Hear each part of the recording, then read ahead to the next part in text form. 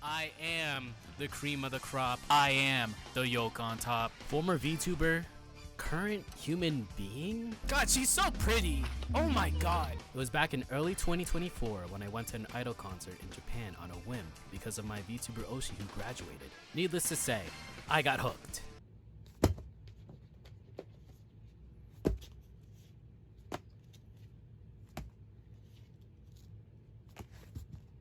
I think we like idols. After meeting and talking to 2 English-speaking idols there, I realized every single idol has a story, be it why they chase this dream, their ups and downs, and even their future after all this. And that's what I'm here to do. To learn more about idol culture, listen and talk to idols around the world, be it from Australia, to Japan, to here in the US, and to give them a platform to tell their story. Every idol has a dream and a story to tell. This is IDOLEYEZ.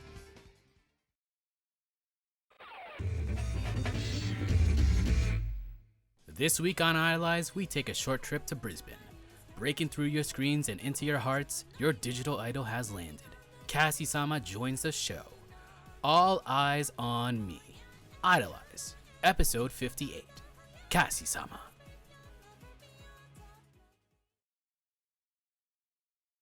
I'm muting desktop audio. Oh, we're gonna have it load. All right. Whoa! Hello. I am the cream of the crop. I am the yolk on top. This is Mighty Eggy Drago with our show about Kai Guy idols known as IDOLEYEZ. And this is episode 58 with our guest for tonight. I think, yeah, the start of the Brisbane arc. We've done Sydney before, and now we're flying to Brisbane for a little time. Our guest for tonight, she is an F1 enthusiast. She placed first in the Las Vegas Grand Prix. She loves racing. This is Cassie Sama. And that's the show done. Hello, my name is Cassie Sama, your virtual idol, smashing straight through your screen and right into your heart, right there, your cockaro, right there. I'm smashing straight into it all the way from beautiful, sunny Brisbane, also known as Mianjin as the traditional name. I'm so happy to be here. Oh my god. I've been watching this show for quite a bit. Not gonna lie. So very happy to be here and represent Brisbane as the first Brisbane idol. So yeah. Wish me luck, Brisbane people. Well, like I wanted to have you on the show. I was planning, I don't know whenever, because like usually the schedule is like I'll ask whoever wants to, but you called your shot and DM'd me, hey, what about Brisbane org? And now you're here. Yeah, I'm like, hey, how you going? So you interviewed Marmalade, a resident Brisbane idol that's overseas. Let's go straight to the source, eh? Yeah. So, yeah. Let's start this Brisbane arc, cause why not? So, sure. Cassie Sama, let's start with a question that I usually ask every single guest on here, which is who or what got you into idol culture / J-pop culture? Okay, I'm gonna go straight back to the source as well for this. So my love of Japan started in year 5, so I was like 10 for the American audience, and my teacher at the time assigned Japan as a research topic to me, and I had no idea where that was. And the more I just researched about Japanese culture, with the history, and like it was supposed to be just like a poster that you do on a different country, but I just went full bore research, went down to the nitty gritty, like understanding the different eras, understanding the language and the different music, and even the food. I was just like, oh my God, this is amazing. And being a kid, you fall down the anime rabbit hole, right? So you Yeah. watch anime. And then I discovered like good old AKB48 and then Vocaloid, with songs like Kochi Miute, like Baby, which was like the Project Diva, like PSP intro. I don't know if that's a throwback or not for anyone, but I remember watching it and going, who is she? I Who's must know more. who's this blue-haired idol? Who is she? Where is she? Where do I find her? She's in my Wi-Fi. Shit. So it was a lot of Vocaloid, AKB. I think that's the usual pipeline for most guests. Also like Love Live, but Yes. we'll get to that later. But um, with that, did you get like into like idol music or like some groups, or did you like listen to them? So my first foray into like idol groups was Full Moon Wasoshite. So sorry about my pronunciation. It is like a shoujo anime about a girl that becomes an idol even though she has like a debilitating like um disease that stops her from singing. So she sings, and I found the song and I was like, huh, wow, that's an amazing song. I want to listen more to this J-pop. So I listened more and more. And then I listened to a lot of the like early 2008, like AKB, and I found like my Oshi in Yuko Oshima.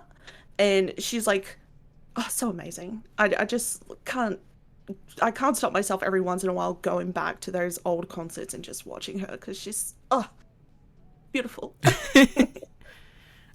I think that's like mostly everyone's like reaction to their Oshi. So Hmm. Hmm. so She's with got the with that, like watching AKB, listen to them, what really propelled you into like going into this route of being an idol?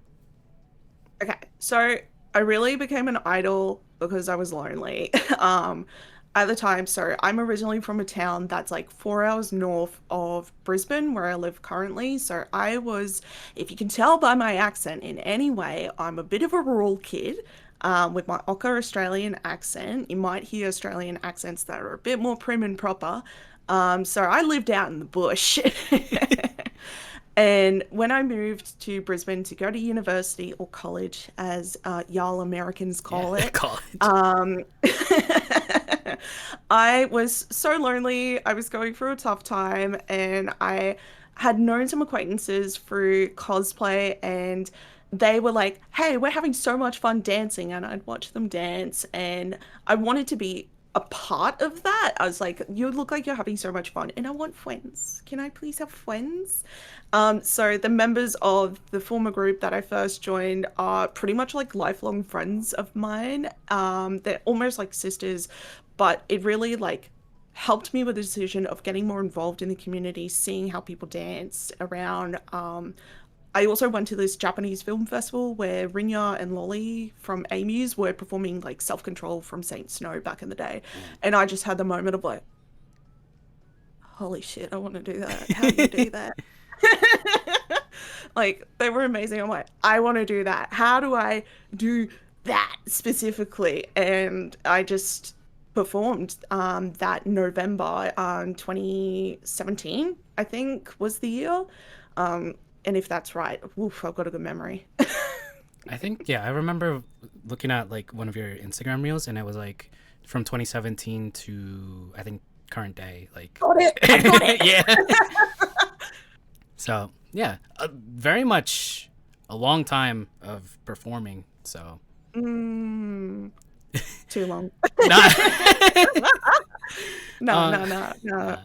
uh, um, you did say like you wanted to perform after watching like two members of AMUs. But prior to that, did you have like any like experience with dancing, singing, anything of that sort? So yeah, I did actually I did have experience with dance, but I'm more of a singer myself. So I am a classically trained singer. I was on the pretty much the route of becoming an opera singer. And so I was in that foundational stage of becoming an alto, using my opera classical singing, and it does not classical singing and like pop singing don't really translate that well, because there's a lot of different techniques that have a lot rounder sounds that, from there it just creates a different sound that you may not be used to from like, I don't know, your Kelly Clarksons or like Britney Spears when they sing. Right. Yeah, it's very much. I don't know if that makes sense, but Yeah, I get it like because like classical singers are probably in the chat like, yeah, yeah, that makes sense. Yeah, that makes sense. But I also was the weird science crossover drama kid. So I pretty much would know science as like my actual like love other than dancing and performing, but I would do drama as a pretty much a bludge subject. I don't know if bludge is in the American vernacular. it's not. It's a throwaway subject, Oh, pretty okay. much. It's filler. Okay. Yeah, yeah, it's a filler, and I was a bit too good at it with my teacher. My teacher's like, "Why the fuck are you doing science? You should be doing drama." So nothing instills confidence in like a teenager like crawling around on the floor talking about referendum's effect, doing different monologues and arias in like year 12 and 11. So like junior and senior year. I think who was it? I think Emma's Paint Palette was also like a theater kid that like became an idol. So pretty good pipeline there too. It does help. Love Live Theater Kid pipeline is there. It's there. It's real. Yeah, it is very much real. So you did say you were like in a cosplay group. You performed in a Love Live cosplay group. Like, do you remember that very first performance? How was Too that? well. I remember it too well because we were at Supernova. You may have heard of this convention before, but it's one of the major two cons in Australia. We have Supernova and Oz Comic Con. And in 2017, I was in a Snow Halation group that did a mashup of Snow Halation and Let It Go. The group's name was Musette, and I was absolutely shitting myself because I'd never done like cosplay in a competition and dancing and like acting at the same time. It was very like uncharted territory for me, and I was Rin. I had poofy little shorts on and I had no idea what to do, how to look, how like it was just smile and do the choreography. I think yeah, like being on stage like with that, just to do the choreo. Oh my god, was that like?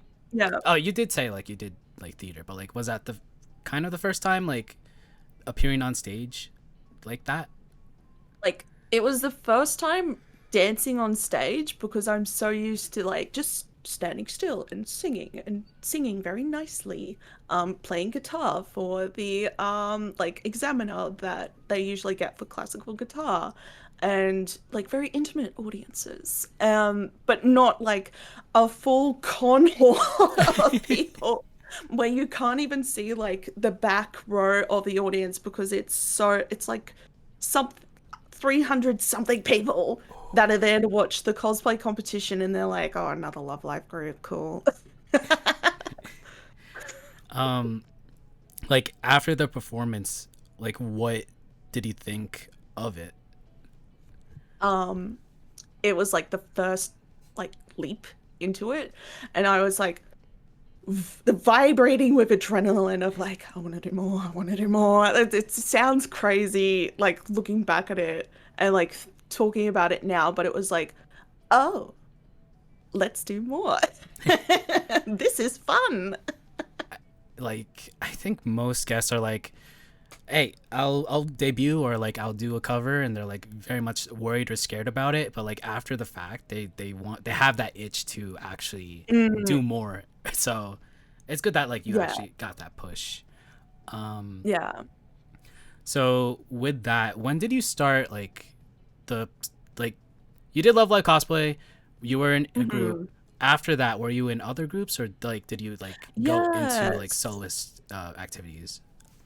Yeah, so the Great Pepperoni happened. Oh yes. And with Musette finishing up, it was more of a Love Live group. We at the time were also the first group to cover My Tonight, and we did like original choreography. That was kind of like our shtick. And also like mashing up different songs with pop culture songs so that we could like perform that way. It was really fun, but we kind of wanted to like do more like OC kind of work where we would still wear a wig, which is crazy to think about now. It's like I have left the wig and I will not put it back on again.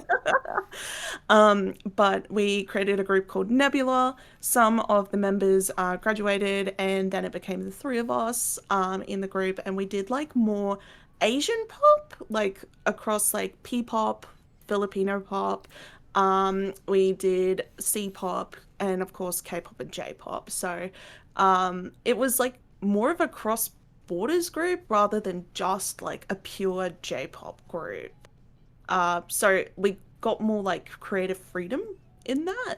And I was just like, I want to do music. Do you guys want to do music? And they were like, you go do it, girl. Go do the just music. And you. I was like, yeah. And they were like, we support you, but you should do it yourself if you're really passionate. And I'm like, aight, let's go. Were you expecting them to like follow your pursuit or no? Like I put feelers out there. To be honest, I'm like, hey, what do you think about doing some music? And they went, no, I can't hold a tune. And it's like, it's okay. And that was like the kind of reaction that I was like thinking that I would get. But I'm like, oh, it would have been nice to be in a group because then I'd have my friends with me. Not to like guilt them in any way. But like we're still friends today. Like even like it's to the point that we're in each other's lives no matter what, and we go to each other's different things that we do, like Filipino festivals, K-pop festivals, and all of that. But very much supportive of each other that way. So I couldn't wish for anything better, to be honest. So, starting your solo pursuit, like going a little bit on the side, foundation of it, stage name. Were you previously Cassie Sama while in? Yes. Oh, okay.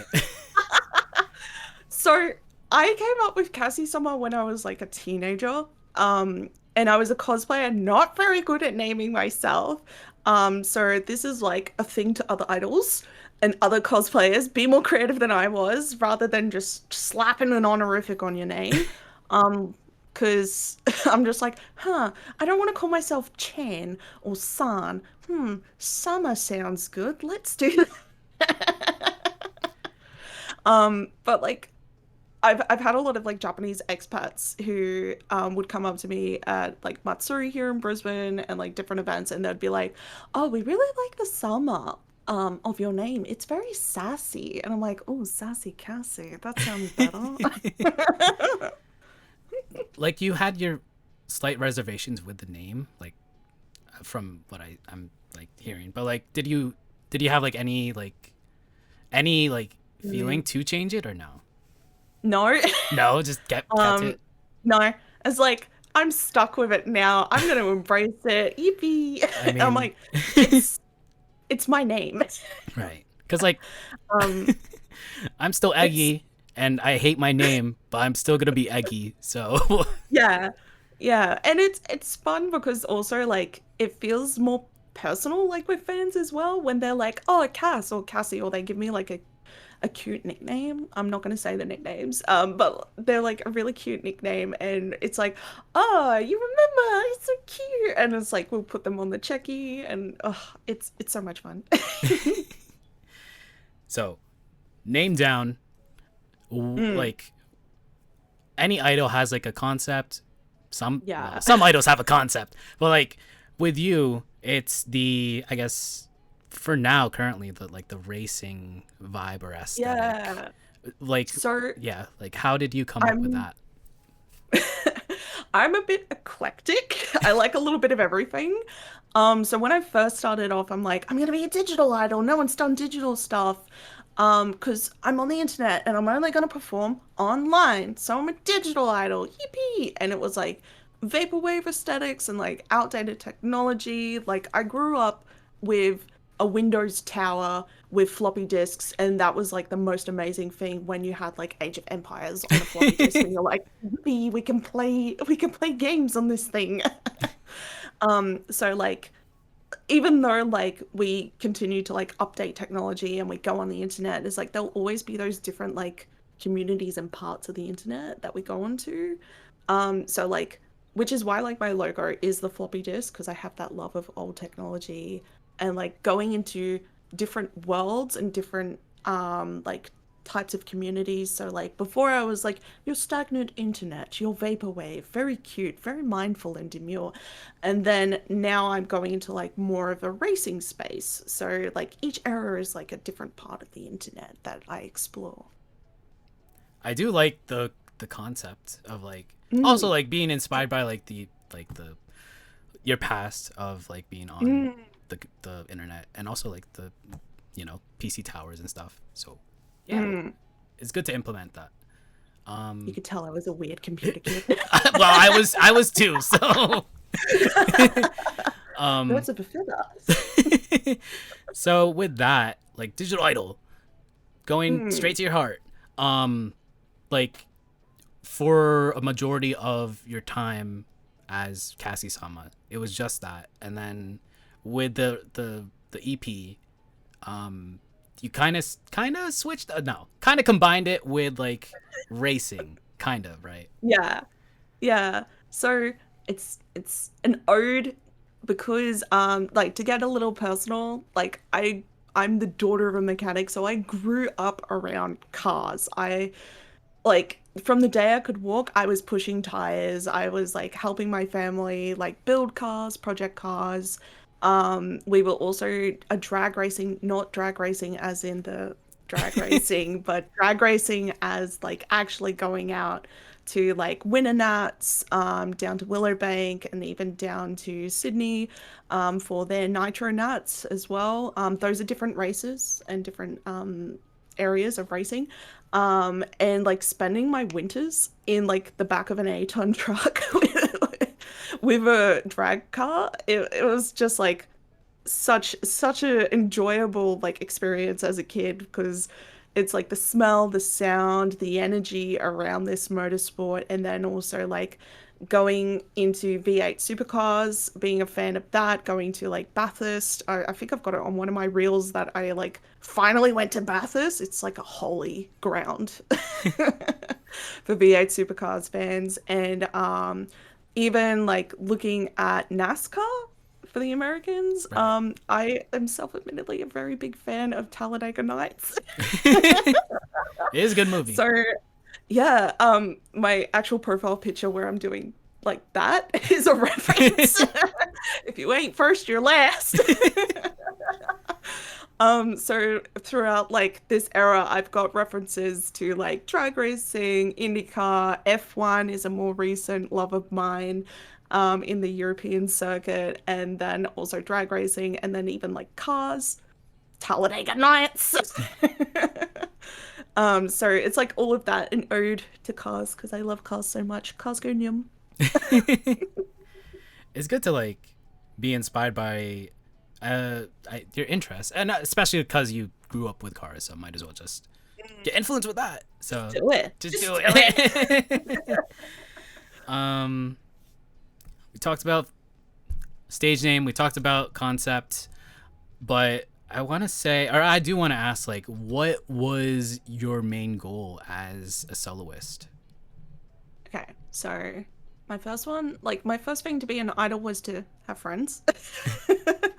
But like after the multiple experiences of like the crowd like giving back energy and like I was briefly telling you before this live, so just repeating what I said before is that like the crowd gives you like 100%, so you got to give like 110%, and then they start like reciprocating that energy, and you give it back, and there's the like crescendo of energy. And when you finish the live, like for my Beyond the Raceline live, I like this jacket was absolutely satched with all the sweat. And like behind the scenes, I was talking to one of my crew members, Naomi, and I was like, I gotta keep doing it. I gotta keep giving them so much energy. Fuck, they're just giving me a lot tonight. So I'd like briefly die behind this like curtain of backstage and then come on and be like, hey guys! Just the It's so addictive. so ba, ba, ba, ba, ba, ba. So crowd, you want the crowd to be hype, you also want to be hyped back. Yeah. Like I do want to ask, like, cuz looking through or researching your stuff, your first I guess download live was August 2022. Was Australia still in lockdown or no? Bits and pieces, Okay. because depending on like where you were, COVID was still going around quite a bit. But also because of like that lockdown and recently graduating from uni, I had no money for a venue. And like at the time, AMUs were doing really regular lives, coming out of the good old pandemic, and I just knew I had to make content, I had to do it now, and I had to lean into my strengths, which is like live streaming and putting it out on the internet. And being a child of the internet age, I'm just like, I'm just gonna put it on Twitch and hope for the best. So on Twitch, boom. Did you want to do a one man, or did you want to be like a part of like a Taiban style thing, or like, what was your like mindset on that?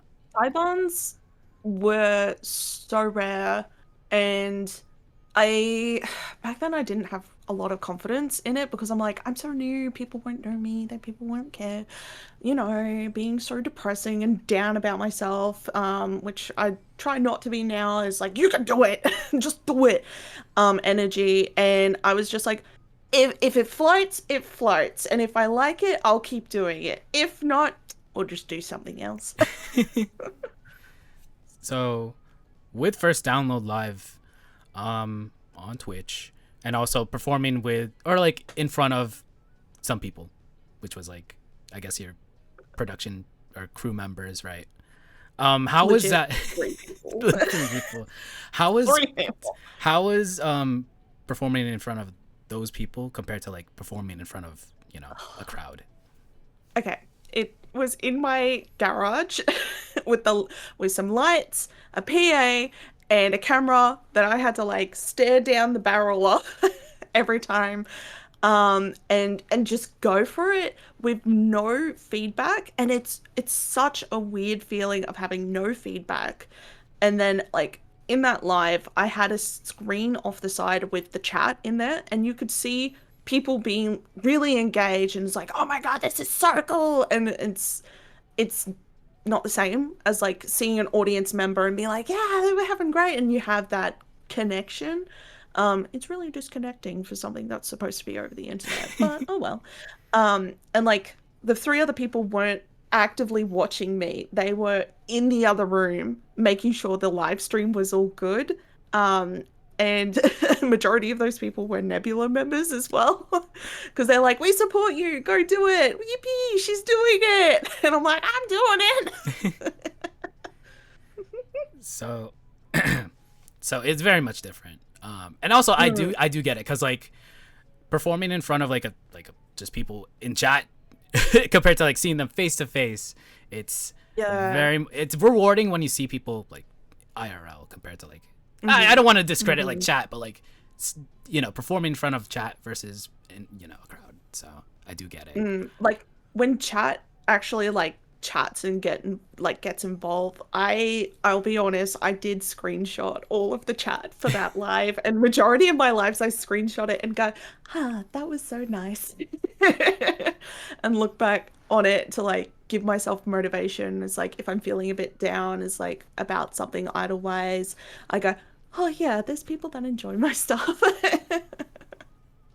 It's good to have like those that I guess like that's that time capsule of Yeah. your debut. So it with your set, it was a combination of dance covers, vocal covers, and dance and vocal covers. How did you like pick the songs for that set list? I'll be honest, it's songs I love. Just vibes. Okay. I was just like songs that I knew were kind of popular, that I liked, and things that I wouldn't be like not embarrassed. There's not a good word. I wouldn't mind having on the internet. That way is like, oh, Papaya, or like one of the songs was Black Shout by Roselia from Bandori. And I'd never seen the choreography before, and I'm like, I need people to know that there is choreography to this song. Yeah, because like I again looking through and trying to like research, like I did like the cover of Red. I think it was like a dance and vocal cover. Yeah, and then what was it, the Nana Mizuki one? What was it? Dance Static? I think that's the Discotheque. There we go. Yeah, that was good too. So yeah. Oh, we love classic anime songs and VTubers. Mori has my heart. Yeah, like the work ethic with Kawi is absolutely unreal. Goals. Gold, very much goals. Yeah. What would you consider your favorite performance, or like favorite like performance out of that live? Papaya, by Baby Metal. Mainly because it's now every single live I've performed it, and like the EP release live, I announced that I'm retiring that song from my set list, and people just went feral. But like when I first did it, it was quite new in the repertoire of like baby metal. So I was just like, oh, I really love this song. I wonder if anyone else likes this. Yeah, because very much Baby Metal is a go-to hit, I would say, especially like as definitely. an idol. So, a little bit of a sidetrack, because Go for it. yeah, because I was gonna get into like your first original track, but like sidetrack here. As you did perform like in several other like cons and like other events, what was your set list like prior to releasing original music? Depending on the event, I would I would have like a bank of songs that I would pull from and that I know and that I like to perform. And would tailor it to like the event that way. So if it was Oz Comic Con, I would put some more like general Annie song, some songs that say your con goer may have heard of before, and then they go, whoa, what's that? And then they come over and watch and start to get indoctrinated into our idol ways. And even like some English songs so that I could like have a breather, sing, and do that. A bit of Love Live, because Love Live was real strong back in the early 2020s. Oh, I feel old saying that. And like a lot of baby metal, of course. Everyone loves baby metal. Some Idolmaster and a couple of cyber songs as well. The Brisbane com absolutely loves cyber. People go feral for that shit. As they should. So very much like crowd favorites, or like bands or artists that they would know, like if they were in that con. Yeah. Yeah. Gotcha. All right. So first live down, might as well get into your first original track, which was called Cassie Sama. What was it called? Someday. It was Someday. So that was released early November 2022. How long did it take to complete, and was that your first time, writing lyrics for an original song like that? So I had a deadly producer and lyricist that I worked with. Corridor, 123 was his name, and he sadly doesn't produce music anymore, but he does mixing. So I definitely recommend people give him some love that way. He was amazing. He like kind of held my hand throughout the process and was like, "Hey, this like, do you have a melody? Do you have something that you want?" And I would like get my phone and be like, "Oh," like mumbling to the phone in like a voice note, and he would go, "Okay, like, do what do you want this to be?" and explain the process of like producing music to me, and I would we would both have like a Google Doc open and write the lyrics together. So we wrote it in English first so that I could like get the meaning out first, and then we worked together to translate majority of it to Japanese in sections that I wanted it to be in Japanese. And we're also like made sense with the harmony and the melody of it to have like the chop and change between English and Japanese that way. So it took 6 months, around about that much. I'll be honest, the one in November 2022 was all English, because I wasn't confident at the time in myself. But then I went back and sung the Japanese and pretty much produced the song as it is now. Neat. Uh, yeah, it's very much. I guess yeah, because you said it did take like 6 months, so it's very much Mm, a process, especially with like original music. So I do yeah, understand it. So yeah. And if you're new to it, it's like learning a whole new language because previously I had done like 8 years of classical guitar, dabbled in some piano. So I knew musically what I wanted, and even having that singing experience was really important to actually understand like the piece of music conceptually and theoretically. But then it's like, how do good music? How do you make earworm music? You told me. um, with this song, especially as like their first original, what did you want to accomplish? What did you want to like tell? You know. So it's mainly I wanted to be different because a lot of songs coming out at the time were like hyper, hyper, hyper big energy. Oof, oof, oof.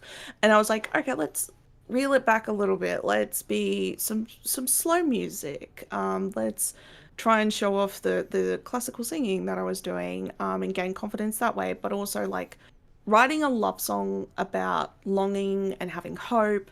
Because again, we'd just gotten out of COVID. I was starting a new phase of my life, so it's very much a nice little time capsule of a song for myself.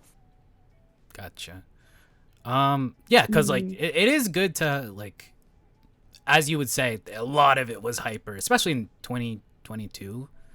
Yeah. Like, yeah, even though I was out of the scene, like especially with J-pop, but like a lot of idol music was kind of like that. Mm, So it's good to stand mm. out and be different sometimes. Yeah, take the step. Um, did you have like any anecdotes about the music video, which is like just you singing with a bar stool, Yeah, black yeah. background? That was the only like seat that we had at the time, but like anecdotally, um with the announcement of the music of me doing any original songs now is that I use like a floppy disk in a random location. It's like the digital world encroaching on the real world. That's the vibe I hope that it gives off is like, why is a random floppy disk on the beach?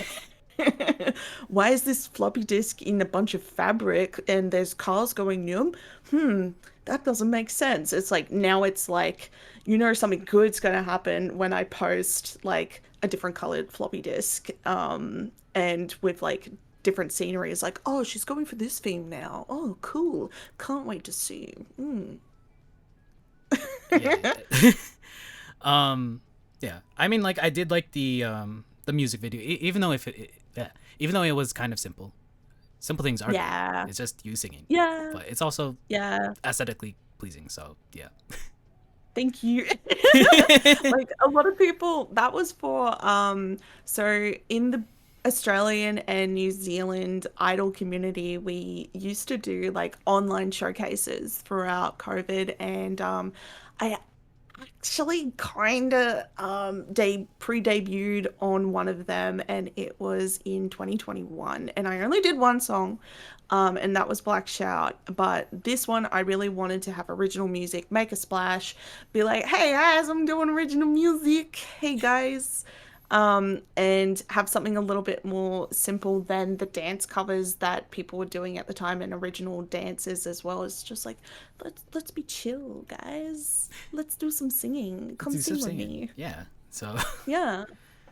I mean, we love original music here on Idolize. Very much prioritize original artists. So yeah. One other thing, when I looked for your discography on like Spotify, it was only your EP. Someday is on like YouTube Music and YouTube. Do you have like any plans to release on, you know? So it is legit everywhere, bar Spotify. I Oh, don't know why. I like had to have multiple emails and calls back with my distributor and be like, why the fuck isn't it on Spotify? Because it was on Spotify and then it was taken down from Spotify. And I'm like, can you please give me a reason as to why it was taken down? And they would just went, no, we've taken it down. I'm like, huh? What do you mean? It's like, put it back up. Because it was like legit my only song. So my profile kind of disappeared before my EP release on Spotify, which was a bit disheartening, not gonna lie. But it's legit everywhere. Apple, YouTube, iHeartRadio, Instagram, TikTok, wherever you listen to music except for Spotify. So hopefully I can sort out, just as a personal anecdote, sort out this situation with Spotify and be like, hey, I have one more song to add to my profile. Can you please put it back on?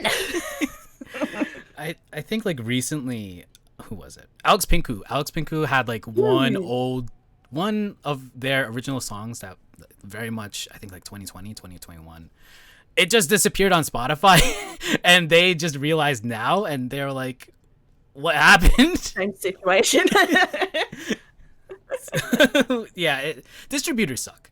Yeah. But please keep my music on there. Yes. It's like looking into the camera now. Please keep my music on there. People want to listen. Yes. So debut song down, but I do want to talk about in general the Brisbane idol scene, because last year it was the year of Sydney. A lot of Sydney idols were on just Idolized for Aussie Open, but now I can actually ask a Brisbane idol how that scene is. So like, what is the scene like there currently? It's very diverse, I'll be honest. Because we do have a lot of your OG groups like Amy's, which really trailblazed the scene. We had Melody Parade, who graduated, very sorely missed from the community, to be honest, because they did quite a lot of events. But they inspired a lot of other groups, and soloists, and even from Melody Parade, there's T, who's a soloist. There's quite a few soloists, like myself. There's Chai, there's Yumet, who's more a showa dance cover idol that way, but she does have one original song.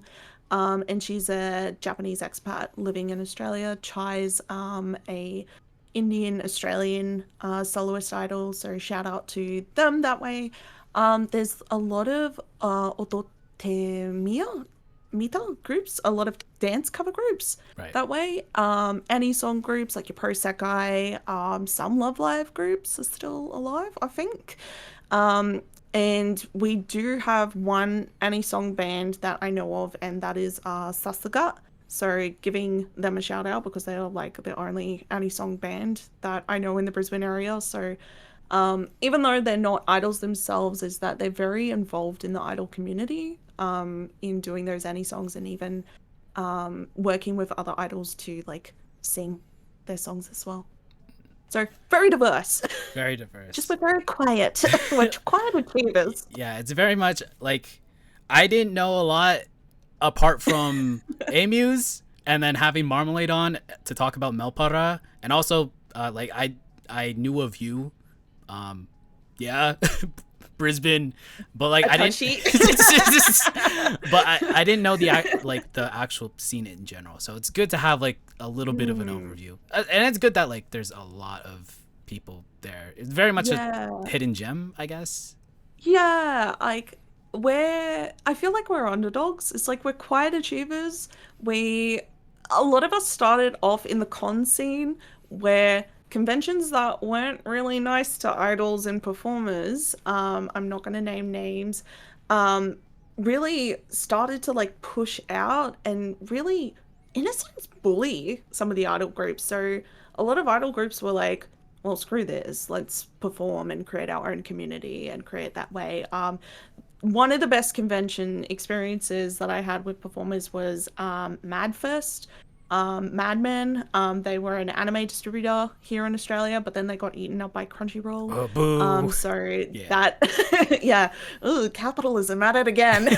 um, and they were the best experience for idol groups, very welcoming. Smash is such a great con to perform at as well. It's like a mecca of idols there, and Oz Comic Con is really good with their performer stage run by one of our Melbourne idols called Divine.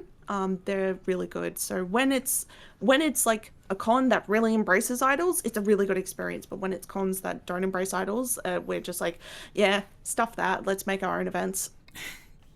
So with a like, I would say a gigantic talent pool.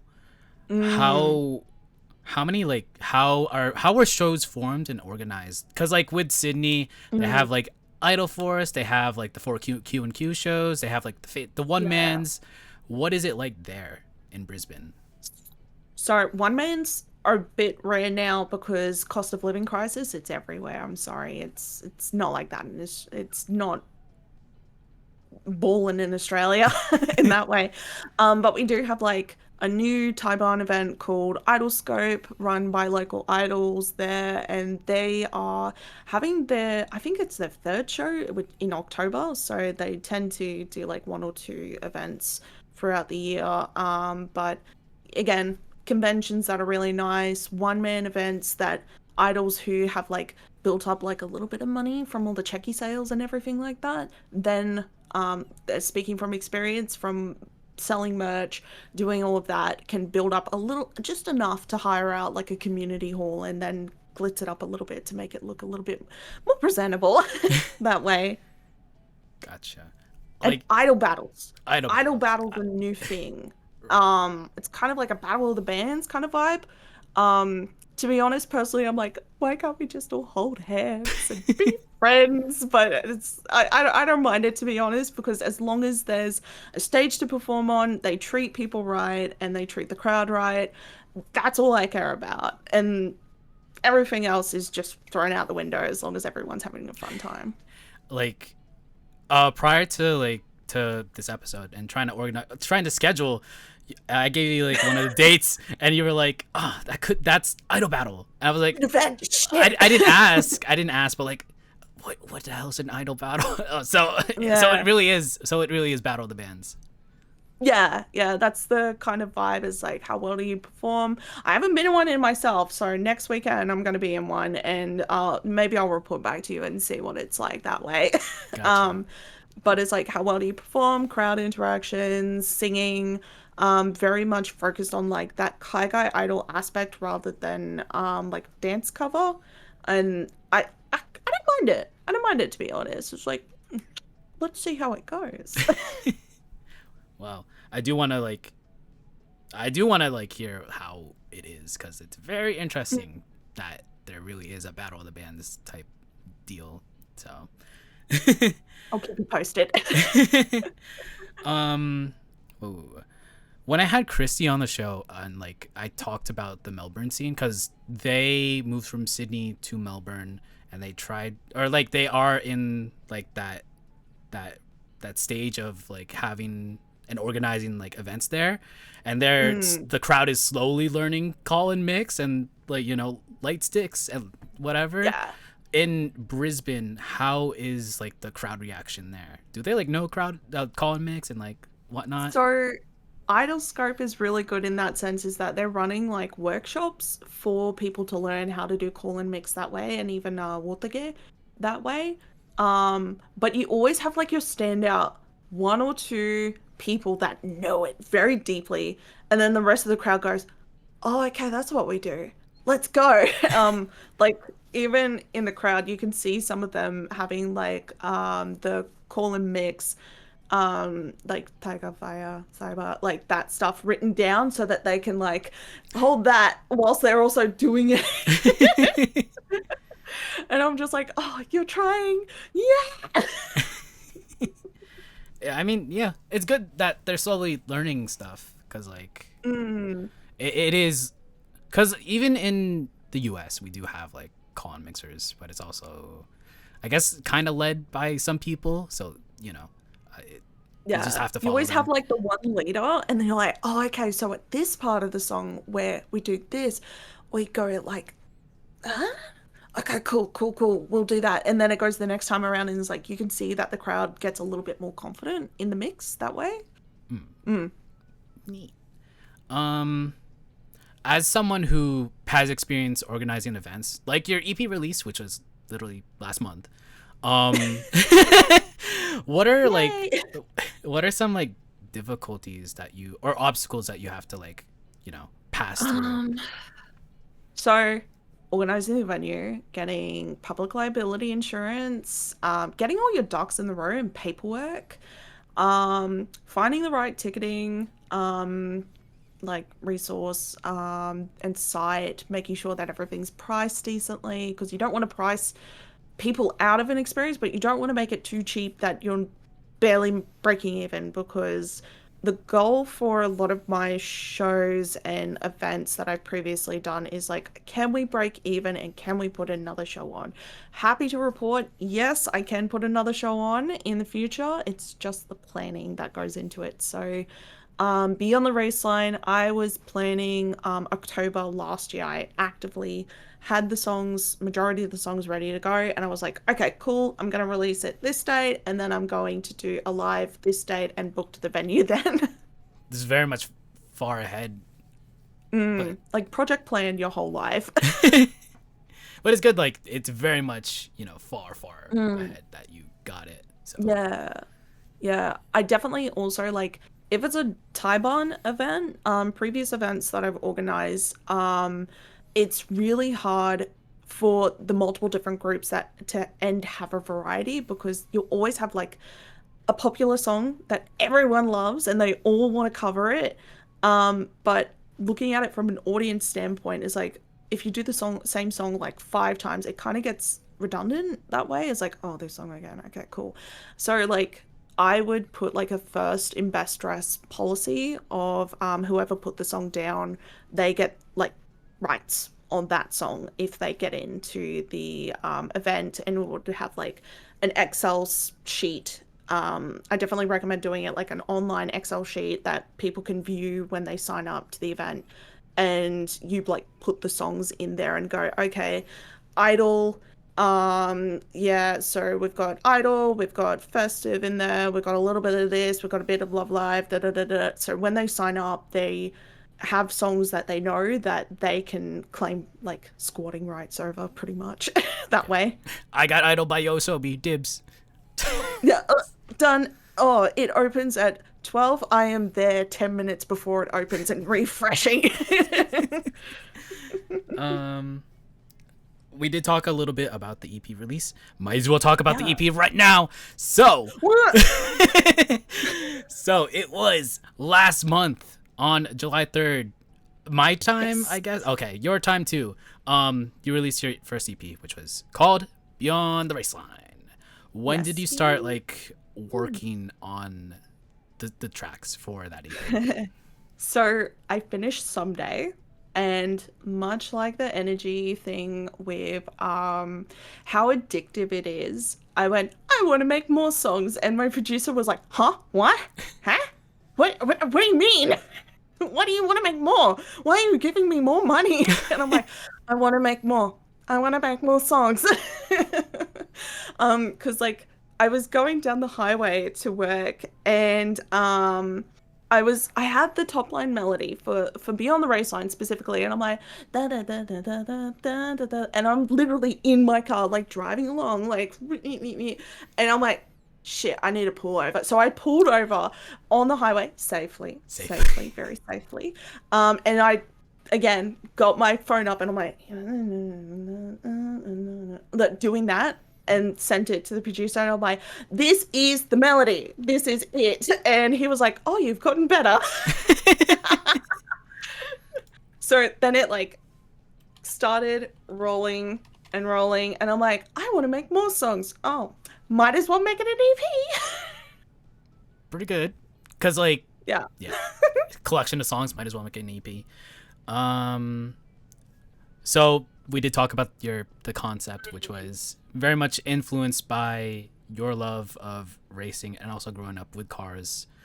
But specifically with the tracks, what vibe were you trying to go for? And, like, what was was it like? Yeah. Yeah.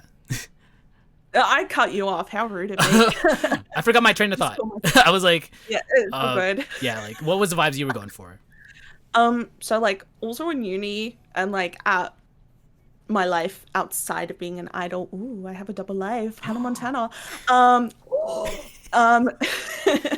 I listen to a lot of Eurobeat, and not just like gas and running in the 90s. I'm talking like your Eurobeat that's on the most crummiest pixelated video that you can find on YouTube and it just going at it like doof doof doof. There have been a lot of uni assignments that have been finished to like No One Sleeps in Tokyo.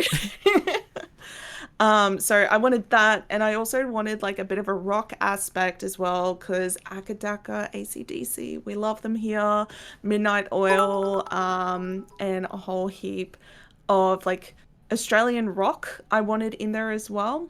In excess as well. We love. So like that like glam as well. So those influences are in there. If you know, you can hear it. But if you don't, it's like, oh, this is a fun Eurobeat song. that's what it is like hyper and very fun to hear. That was my thought process. But, how did you find like the right producers for the songs? Because like I parsing through like the song credits, you got Jimmy Namu, you got like a bunch of other people. How did you find them? So the Beyond the Race Line was my first producers because I trusted them. I was like, can I ask the stupid questions? And they were like, yeah, just do it. And we had a lot of banter, witty banter between the two of us. So it was just really easy to make music together in that one. And he was like really happy that I was starting to like go further with my like knowledge and being able, like you said, it was like, oh, you actually improved. Like that. The second one I got through a recommendation through Chai. He had used the producer before, and I was like, yeah, let's go. That was fun. We wrote the lyrics together. Majority of the Japanese we wrote together, but a lot of the English I went, you know what? I'll write it, and started to progressively like plus skill myself, like upskill myself that way. And Jemu, it's crazy because I entered a giveaway. I forget what like milestone he was with followers, and they were like, oh yeah, you won the second prize, which was a 1 minute BGM. And I'm like, cool, that can be my intro, let's go. And when the 24 hours for the first prize winner was up, they came back to me and went, hey, so you get the first prize because they didn't respond. And like in my DMs was like Paida and some like friends of mine that were like, holy shit, how the fuck did you get that? Oh, like, luck of the draw. and I'm just like, sheer dumb luck.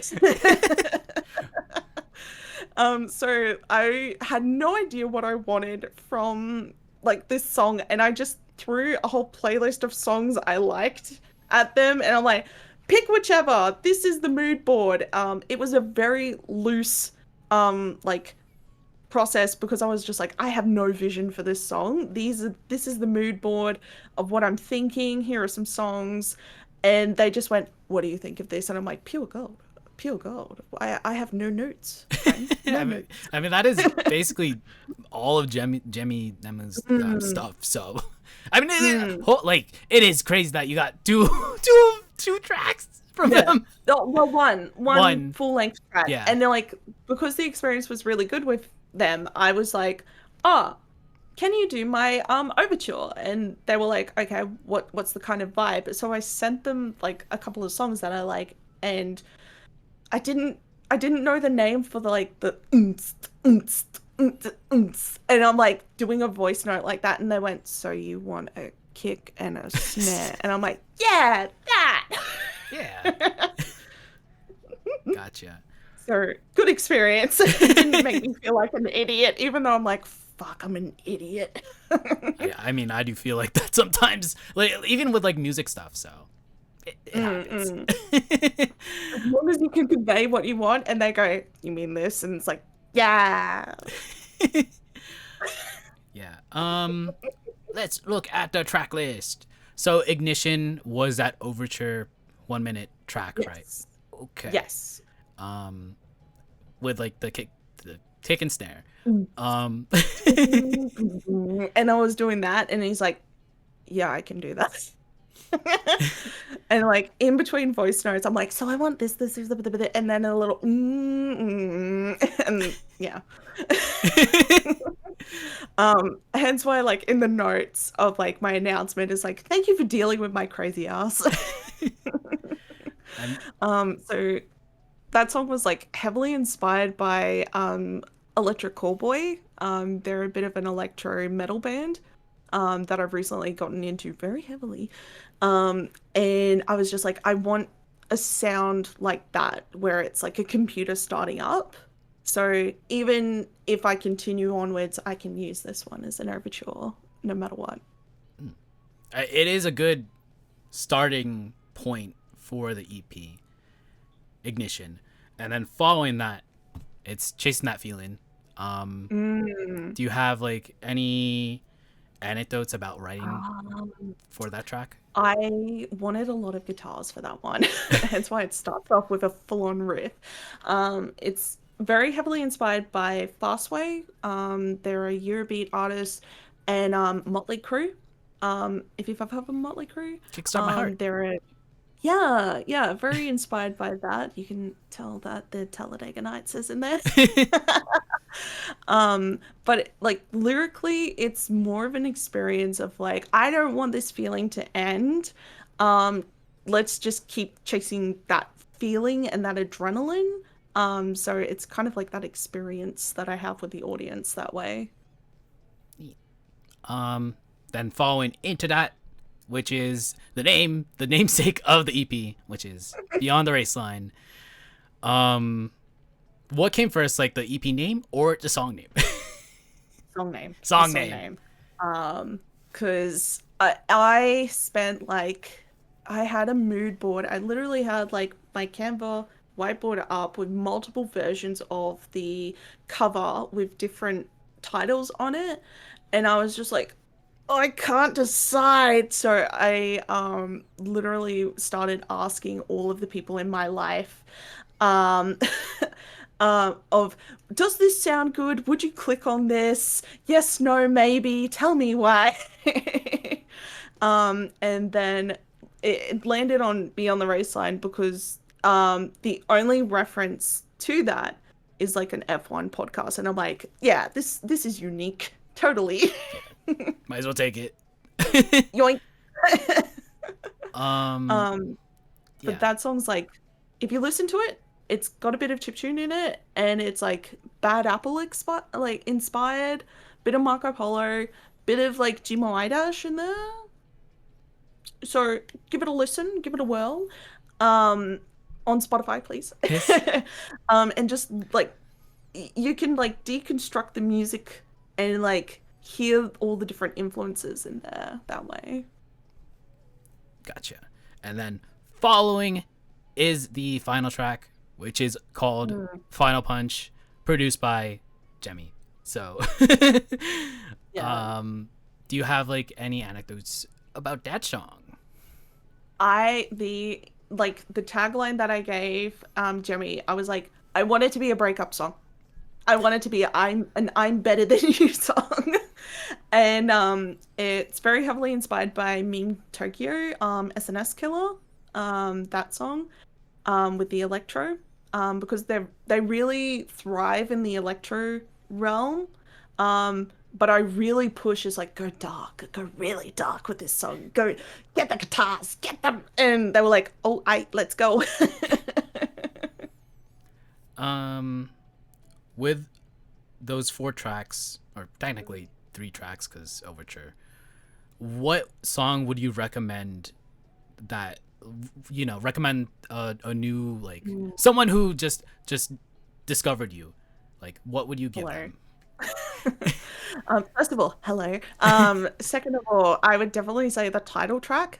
Listen to that, and then go through all the songs in order because it's supposed to be like a bit of a journey in that sense. Because it's like you get in the car, you turn the ignition on, aha, ignition, and then you go like chasing that feeling. You've got that adrenaline. What's beyond the race line? We'll take a chance, and then the final punch is like winning. That way, it's like I'm a winner. With that EP, do you or like in the future, do you want to like keep the racing concept, or do you just want to like move on to something? Do you want to keep it consistent? I definitely want to dabble more into like rock and metal sounds, to be honest. I will note I have been learning how to scream. I like doing it properly so that I can have clean and like screaming vocals. It's been a bit of a process to do it like safely and properly. So I only did one scream for the EP release, and then after that I'm like, oh, I should do more of this. This is fun. Let's go.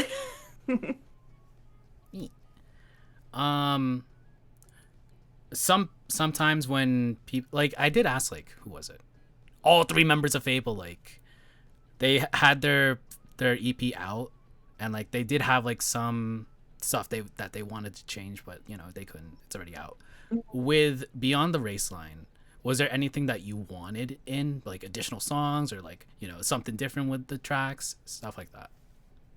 To be honest, Final Punch was a hard time to actually like. It was by the skin of my teeth that I got that song in, because I feel like my vocals could be better on that track, because the reason is like I had to get it in, counting back from when I had to get like just like final day for the distributor to like publish it and put it out, and the cutoff time for the mixer that I was working with, it was literally a week that I had to learn the lyrics, be confident in the lyrics, and like it's a very fast song, very fast, when compared to the other songs on the EP and my previous song Someday. So I wish I could go back and redo some of those takes so that they're a little bit more confident, but to be honest, like I think it adds more charm to it. But again, that's just me being a perfectionist. I mean, I think like everyone has some gripes, especially like being 100% with stuff. So I do understand that. So, Beyond the Race Line released. To coincide with that, you had an EP release event / one man, which is called One Night in Tokyo. What was the reasoning for the name of the? It was going to be the name of the EP. Oh, it was. Okay. So yeah, so it was going to be one of the potential names, and I was just like, I'll just call it that just because it's only one show, and if I never have a show again, then it's literally gonna be one night in Tokyo. Because it's like Japanese music. It's very similar to the No One Sleeps in Tokyo vibes. Fast and Furious, we love that. Tokyo Drift was once upon a time the only Fast and Furious movie that I saw. Best still to date. It's yes, yeah, I'd say so too.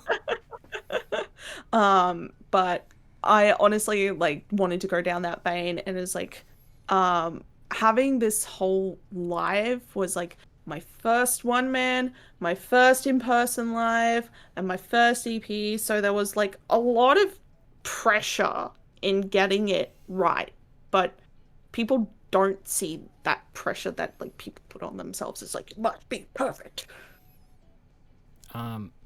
With the event, what was the process like promoting it and having people, buy tickets and stuff? Okay. So build up hype, follow through on that hype, profit. No, it's broke even. So I had like a full on, this is my process, and anyone steal it if you want to, but I had a full on Canva of different stories and reels, and I had a calendar of what I wanted to post when and where the timing would line up. So the 10 days before, a week before, 3 weeks, 2 weeks announcement, that's a no-brainer. Doing the teasers of the songs, content immediately. TikToks of myself in my new fit, just in case people got that ticket goal. Teasers of myself in other outfits, making polls, anything that people could interact with. I tried to like beautiful mind it and put it on this calendar that I had written out, and going like with different like goals and milestones from there. So again, project management of a full-on live right there. Um, And yeah. yeah, so that planning started in October when I actually had the names of the majority of the tracks. Final Punch was just a wild card in all of it. It's like, oh, now I have three. Cool. Um, with the event, um, how was the turnout like? It was so crazy because I was just like, because I'd never done one in person, so I didn't expect, like, I didn't have any expectations, because if I had expectations, I'd let myself down that way. So I was like hoping for like 10 people max. But in the end, there was like 30 something people plus the crew and some friends that wanted to come along as well. And they bought tickets last minute to come along. And even like people who were in my life were just like, oh, this is important to you. I want to come along to it that way. So it was crazy the amount of people, because I couldn't see the amount of people that had come other than the tickets bought like a couple of hours before. Apparently there was like a huge surge of people buying it before the event. So don't get disheartened, people out there that are trying to like make events. It's like you'll suddenly get a surge of people buying tickets because they go, ah, Cassie's got this event going on. We better go down, you know? And I when I came out in my intro, I like flinched a little bit. Like I'm like, there's a lot of people. Shit. But it's like cool, calm, collected. Um, from there. Going on like with the like day of or last day prior to the event, Sydney, like I feel like Sydney also has that. I don't know. I don't want to say it's a problem, but it's also like, hey guys, buy beforehand, like way before the event, Yeah. But like they have that Yeah. problem too. So Yeah, so that's where I put like the ticket goals in there of like if you buy this amount you get X, because people want things. People want to see. They want, what's your new outfit? What's the song list? What's this? What's that? So because people are newsy that way and they want to know things and they want to like have their calls ready to go for the songs or even the set list. It's like having that as a goal, honestly incentivizes people to buy tickets. And if they don't, it's like, guys, come on, buy tickets, come on. I do get like the pressure to have like people go in. Mm. But in the end, especially in that photo right there. Okay, before that, know. after Bye. that, you know. But like, Bye, photo. there was a lot of people there, so it's very much Mm. good turnout. It was huge, and I did get a bit emotional at the end because I'm just like, look at me, like that. Like not like that, I swear. But it just shows like this community may be like really small, but people actually turn up when they feel it is important, when they feel it is going to be a good event and something's really well thought out, and like they I don't know, like also feel connected, they'll turn up, they'll come. With with the event set list, of course, has stuff from the EP.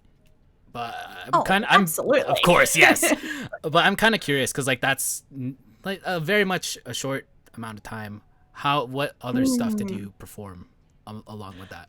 So, I set myself the goal of singing and dancing at the same time for majority of the runtime of the show, just because I wanted to push myself that way. But I did Blue Rose, by AKB48, specifically the Team K version, because that's the goated version. A metal version of King, Diamond Joker from Idolmaster, and a encore of Running in the 90s, Kingslayer, as well. That one went absolutely mental. And the audience, like what I want like to do is to get the audience to pick one of the songs as well. It's like if the whole thing is like if they vote, they're more inclined to come along because they want to see you do the dance, monkey dance. They want to see you do it. So it was like between two Akadaka songs and Shut Up and Drive by Rihanna, and that one. And I was at the end, I was just like, guys, come on, why didn't you pick Akadaka? We're Australians, goddammit. And they're like, no, Shut Up and Drive. People love Rihanna, I guess. Let's go. I mean, I get it. More than Akadaka. But More than Akadaka. A little bogan, inner bogan is crying. You had Paida as a virtual guest for the show. Yeah. How did you get connected with her for that? So at previous events that I was working at, I managed to actually spend quite some time with her, and I feel like I just have so much love for her. I'll be honest. I look up to her, but I also really admire the work and the work ethic she has. And even the experiences that she's previously had, she's honestly a standout, and being able to spend quite a bit of time with her, like even just getting to know her, I absolutely honored. Like, and if she ever sees this, it's like I absolutely love Paida, and hopefully she can come back to Australia one day, and we can have like a massive Idol Fest or something like that. I don't know. But even like maybe going to America again and just catching up with her because I just love her so much. Paida is very much an interesting idol and an interesting person. So maybe one day I'll have them on the show. One day. Maybe one day. Someday.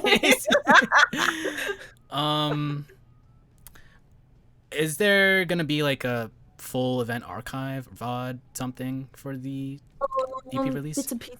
Bits and pieces. To be honest. Okay. Because usually the whole shtick of my first like default era was more as like it's an idol that you can access anywhere, which is why I streamed like 3 lives of mine, and a collaboration live with Chai that we had called Neon Dreaming, and like people can access those VODs from there. I think they're up on my Twitch, but if not, I need to change that real quick. But this one I wanted to be special because it has that aspect of One Night in Tokyo, is that it's a little experience in itself.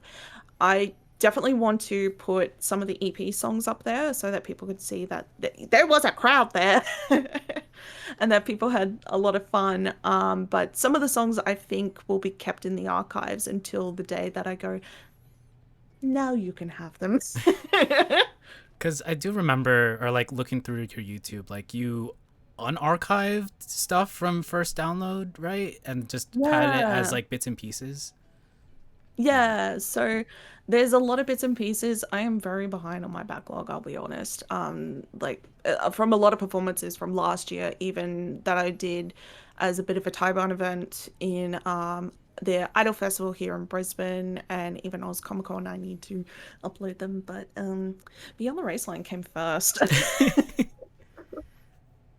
Um, with the event now already concluded, done and dusted, was there anything that you wanted to improve or like change with said Yes. event? Oh, a lot. Yes.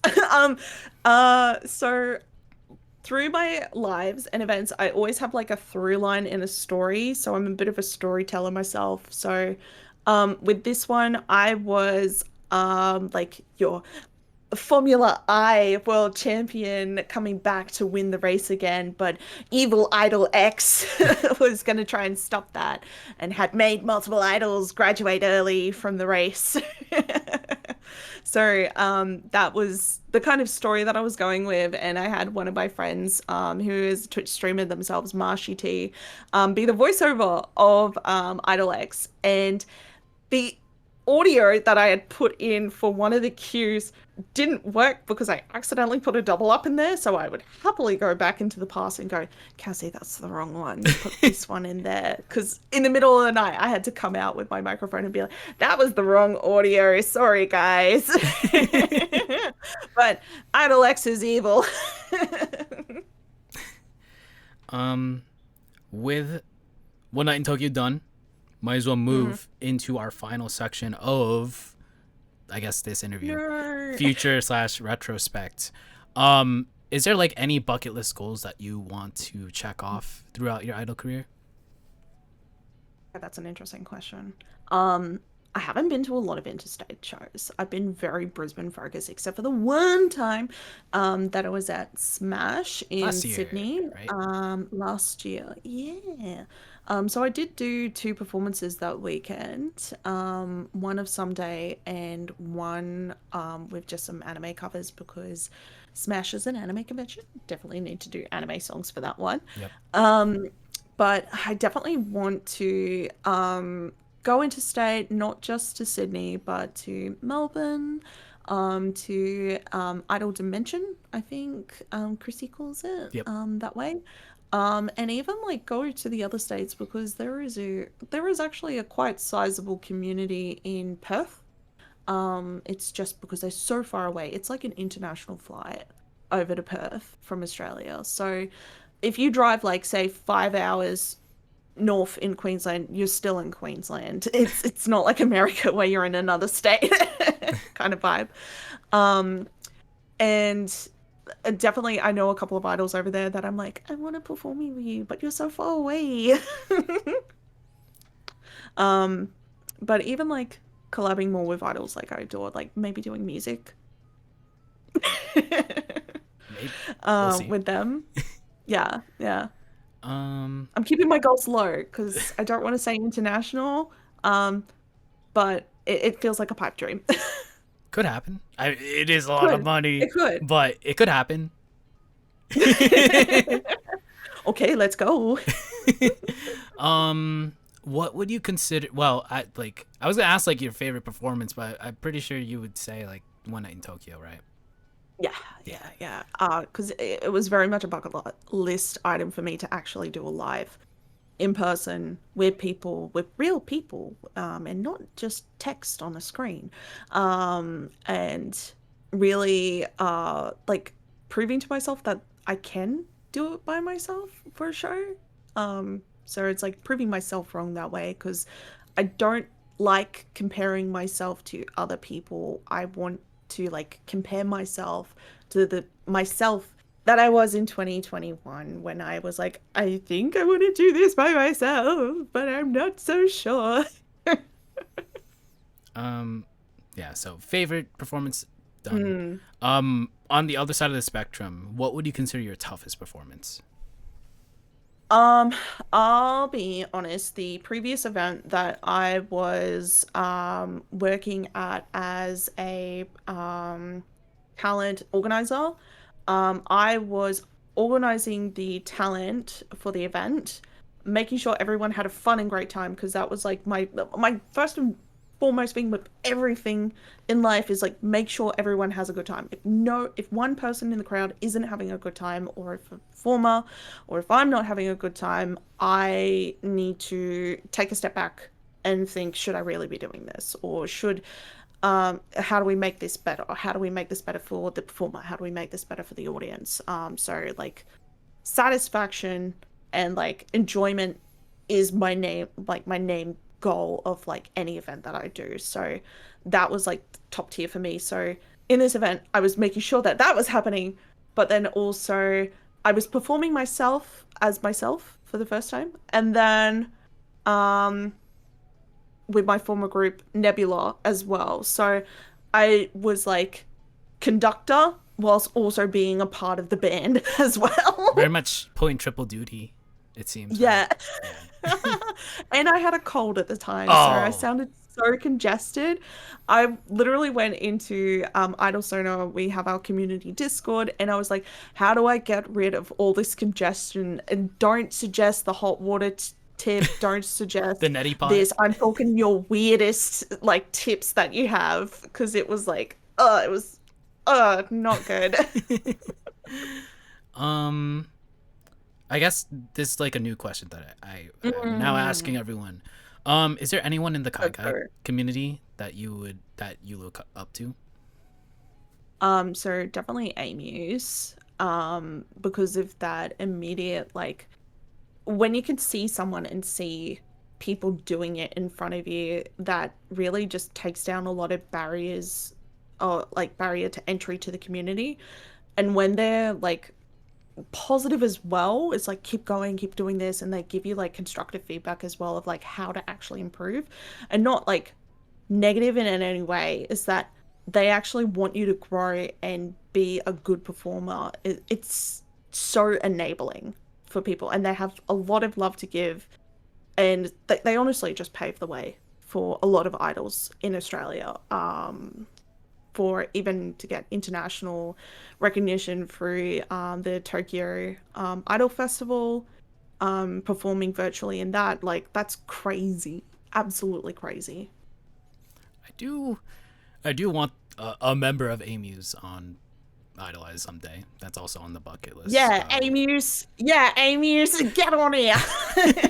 I don't know who, but I do want like a member because like I'm very curious. Like I did ask you about the Brisbane idol scene. I do want to like hear their Mm, perspective of it too because like I would they're say the OGs, the legit. foundation, yeah.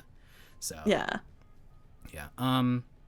Since Idolize is watched by debuting idols, pre-debut idols, and you know, idols that have like a lot of tenure in the scene, what Mm. is some like general advice that you would give for an idol? So, beginning idols, just do it. I know it's very privileged for me to say just do it, but if you can even put a reel on Instagram, if you could put a TikTok up, if you can put a dance cover on your YouTube, you're already taking the steps to actually perform on a stage, because a lot of stages now ask for an audition, to make sure that you're up to standard, that you can perform, and that you are who you say you are. It's even that.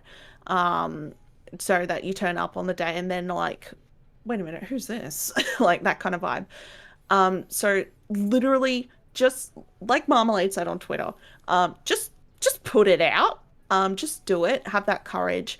But like it doesn't have to be immediate. I'm gonna debut. I'm gonna do this. It's like take those small steps to that big goal of yours. Like actually break it down. Now for like my older idols, older, Uh, ew, self-admitted. I do want to note, like last year, it was like a serious time of burnout for me, and like I almost lost the love of dance and singing. and even just performing in general. And I almost graduated, I'll be honest. And it's real. Burnout is so real. You hear people talk about it and you're like, nah, it can never happen to me. Well, it happens, and it's real, and it will get you if you even think you're not going to get it. My best advice, and what I did is that I stopped and I did something else for a bit. I definitely suggest is like come back slowly to it so that you can regain that love. And this is like for anything. If you get burnout, is that set yourself a goal, do that, do another hobby, get into painting, calligraphy, I don't know, learn saxophone. I don't know, something. Other than what you're absolutely burnt out on. It's like then that love will either come back or you've got something else that you can like fill your time with and a new passion that way. Because it's okay. We're humans. We can change. So what I did is like I set myself a goal of learning a dance over the summer, which is like usually our quiet time in the Australian community. And if I learnt it and if I felt good doing it, see if you still have it pretty much. And I did learn that dance, and which is why I was able to release the EP and do what I'm doing now, because I gave myself that time and even that like love to actually go through the motions and be a bit down, be a bit upset, and you know, build myself back up again. Yeah, I feel like in personal stuff, like stepping away for a bit, and then taking time with like a break or anything, and then heading back into it with like a fresh mindset is it helps so much. Is a good thing, especially with burnout. How long do you want to keep at it with Idol? I don't know. It's like, how long is a piece of string? It's like as long as you make it. I just want to see where it takes me, whether it's international, interstate, another town over, kind of vibe. Because I don't like to set concrete goals for myself because then it will let me down that way. I don't know. I just try to go with the flow, to be honest. It's like probably not the most concrete answer that you and like people watching this are looking for. But if like I finished being an idol, I think I would still be around in the scene because I have such a love for it, and it like made me the person I am today, being an idol. So I'd probably do something like photography of new idols and help them and even give them advice that way. But I don't think I'll ever truly leave. Yeah, I feel like one of us. I feel like, who was it? I think it was Sunny, or like in like my view, like there's a lot of the old guard stepping down in the Sydney scene, and I feel like some of them are just gonna be all still in Idol, but like not on the stage. So like probably helping out, with production and stuff. So I do get it. If you could go back in time, what would you tell the you that was about to debut? Okay. Suck it up. No. I got a really good piece of advice from a friend of mine, Tupas McGee, who's a local Brisbane chiptune musician. We banter a bit.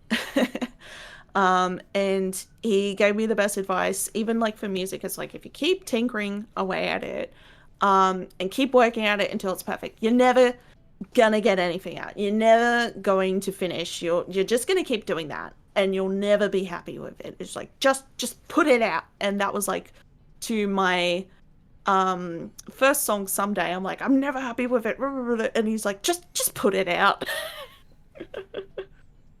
So that's kind of what happened, right? You just released it. I was like, now I'm done. Now what? And then it all led up to, Beyond the Raceline and your EP release. So reaching the highest highs. Yeah, and further. Space. Speaking of further, do you have like any upcoming performances that you want to promote? Maybe some upcoming songs in the works? ? I think it's a bit too early for another song. I think Beyond the Raceline needs her moment. Right. Because like definitely with Beyond the Raceline, I it would be crazy if it like was in a Eurobeat soundtrack or something like that, or like people used it for like a game or something like that. That would be mental. I would spin out on that. Um, but I definitely in the next weekend. Thanks for organizing around it. So next Saturday is the cosplay market Kaigai Idol Battle. So from 5:30 to 7:30 p.m. at Sandgate Town Hall. This is not rehearsed in any way. There will be a bunch of idols from Brisbane and groups from the Brisbane area battling it out for first and second prize, and crowd favorite, I think, is also one of the prizes. Honestly, I just want to have fun. There. I want to see other idols. I want to see some of the new idols on the scene. There, and show off. Final Punch is going to be the song that I'm doing. Oh, spoilers! Oh Oh no. no. No, Cleo! It's not a song spoiler. Um, and the next event that I'm doing, so start your August off with a dose of summer and end it with another dose of Beyond the Raceline at the Anime Song Festival at the University of Queensland Advanced Engineering building. There's going to be a whole bunch of idols there. They've actually got a first prize winner from Australian Idol. Ooh. Crazy. Couldn't be me. Performing at this event. So it's going to be like a full day event. So you've got a whole heap of idols from Brisbane, and Australian Idol winner. He's like, his last name's Hamburger. Um, I forget what his first name is. So, Mr. Michael? Mr. Hamburger? McDonald Hamburger. There is a Slim Jims is one of our local chains here in Australia. Marshall, thank you. Marshall Hamburger, that's coming, and he is like slapped over all our Slim Jims local barbecue like burger place in Brisbane and like in Gold Coast, and they're like, "Yo, he likes our burgers. You should have one of these burgers." It was like, far out. Who was he? So, if you are in the Brisbane area, go to any one of Cassie Sama's performances. Come along, Go. or else I will hunt you down. You specifically, you. I will hunt you down. Buy a ticket, buy Checky, or whatever merch you Yes. have. And Speaking of, what other merch do you have? I have a whole heap of new merch for Beyond the Raceline. So I have shirts with myself with a cute little Miata, 1989 Miata with the little flippy headlights.